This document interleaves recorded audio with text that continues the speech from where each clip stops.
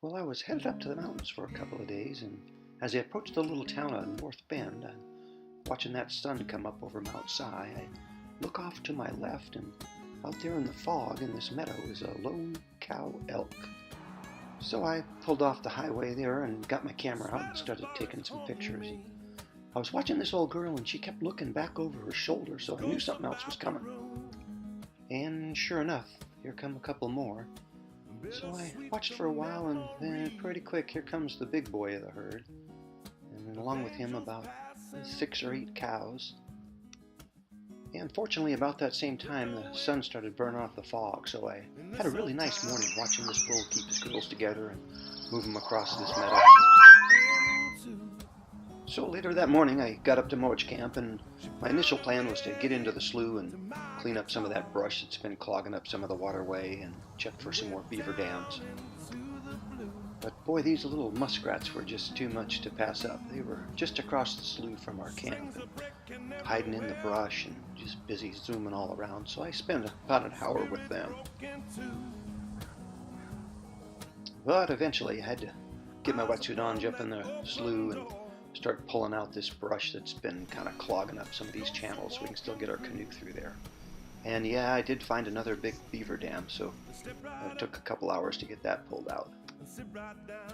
And then continuing with our random wildlife encounter theme, that evening I had these 2 beautiful little girls come up and visit the camp.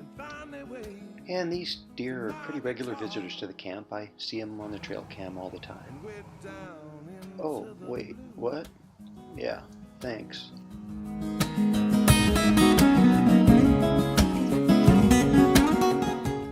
So I was up and out fairly early the next morning, and I wanted to stop at Gold Creek Ponds up by Snoqualmie Pass and catch that morning light as it came out across the lake. I was greeted by these little characters. These are Douglas squirrels, busy this time of year because they're gathering up all their supplies for the winter. Well, back in the late 70s and early 1980s, Gold Creek Pond here was just a big gravel pit where they dug out the gravel to form the I-90 freeway going across Snoqualmie Pass. Once they'd exhausted all the gravel out of there, then they reformed the shoreline and planted it with trees and turned it into a really nice wildlife sanctuary. Well, this ant hill pretty much represents how I view the beavers working in my slough. They never rest. Well, it looks like there are a few trees that those pesky little beavers can't chew down. Well, the back half of this beautiful little loop trail has some really nice log work and boardwalks and beautiful bridges. To the blue.